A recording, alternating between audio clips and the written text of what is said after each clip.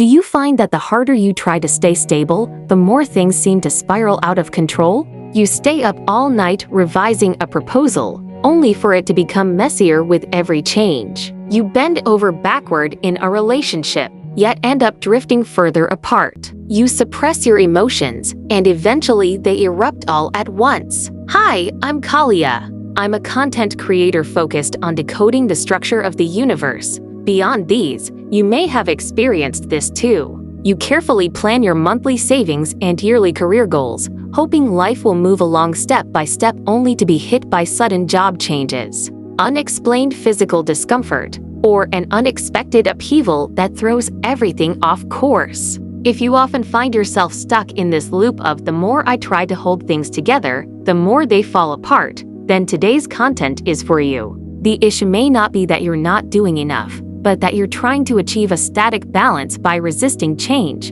Today, we're going to explore one of the fundamental laws of the universe, the law of balance. If you stay with me through this episode, you'll begin to see the hidden logic behind the chaos and loss of control in everyday life. Learn to distinguish between effort that flows with the system and struggle that drains you, and discover a light, sustainable rhythm of living within constant change. First, one of the most common mistakes we make is treating balance as a fixed endpoint. When problems arise, you instinctively assume that balance means pulling everything back to a safe middle ground, keeping emotions from fluctuating, preventing relationships from going wrong, and ideally freezing everything in a predictable state. If you live with this expectation of static stability, anxiety will only grow stronger, because you'll inevitably discover this. Emotions will fluctuate, relationships will change, and plans will be disrupted. The pursuit of absolute balance is, in itself, the greatest imbalance. You think you're seeking balance, but in reality, you're trying to freeze a system that is constantly in motion. Today, I want to help you step out of this mental trap around stability. From both the perspective of universal systems and personal experience, I'll explain what balance really is. Once you truly understand it, you'll realize that many moments you label as out of control, chaotic, or off track aren't signs that things are going wrong. They're signs that the system is actively self-adjusting in order to reach a deeper level of balance. To truly understand this, we need to lift our perspective and look at the universe itself. The universe is an immense, highly precise, and never-stopping dynamic system. At every moment, it is regulating the flow of energy, matter, and information. If you use a mindset of static balance to deal with reality, it's like trying to press your hand down on a raging river. You might block the flow temporarily, but the river will never stop. It will continue building pressure behind the blockage, searching for another outlet, and eventually burst out with even greater force, pushing the situation completely out of control. The more you try to keep everything unchanged, the more you try to force life into what you believe it should be, the more you suppress the natural flow of energy within the system. And the energy you bottle up will always find a way out through things spiraling out of control, emotional explosions, or relationships collapsing altogether. You see this when you work endless overtime trying to perfect a project, only to become less and less efficient, or when you constantly suppress yourself to maintain a perfect relationship, letting unspoken grievances build until they erupt into a much larger conflict.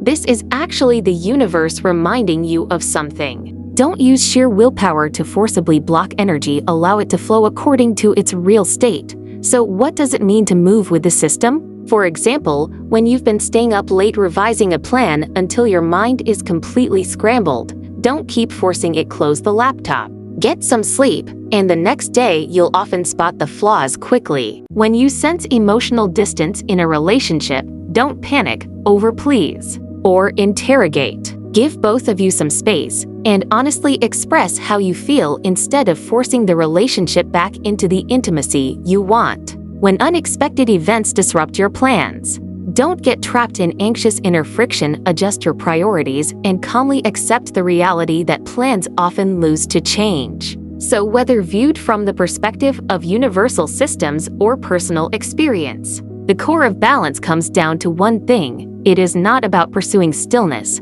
but about cultivating the ability to self-regulate within movement. It is not maintained through suppression, but through learning to observe and move with the direction of energy itself. Looking again at classical Chinese wisdom, it actually made the concept of balance quite clear long ago. Take the I Ching, for example. It has never been about the static symmetry of yin and yang each taking up half, but about the principle of one wanes, the other waxes. Many people mistakenly think balance means yin and yang should be evenly split, but in the logic of the I Ching, yin and yang are never fixed opposites. They are two energies in constant flow that can transform into each other. The so-called waning and waxing are themselves a process of dynamic calibration within the system. When one side reaches its limit, the other naturally kicks in to correct the deviation. In other words, the balance revealed by the I Ching is never about standing still in the middle, it's about actively embracing change,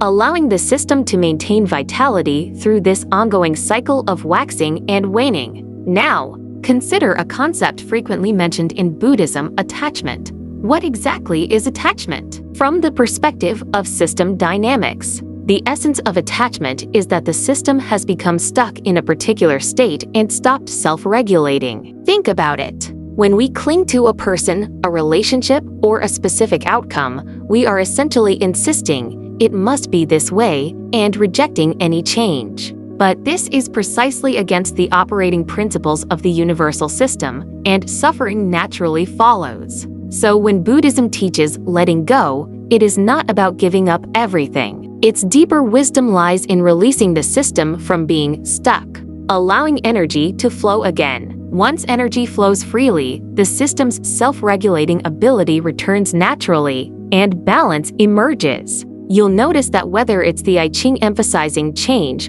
or Buddhism warning against attachment, they both point to the same universal truth. The universe never seeks a permanently stable, unchanging state, but maintains a sustainable self-regulation through change. Often, what we perceive as imbalance is not a problem with the system itself, but our attempt to hold a dynamic system in a static way. When you stop insisting on holding everything steady and instead begin to go with the flow, things gradually return to their proper place. So, the next time you notice problems piling up around you, pause for a moment and ask yourself, am I cooperating with the system's natural adjustments, or am I resisting the flow of change? Practice listening to your body's signals, honoring your emotions, and allowing room for adjustment in your relationships. When you learn to align with the system and reduce unnecessary internal friction, relationships naturally become more harmonious. Conflicts naturally decrease, and you'll find yourself calmer and clearer amid change.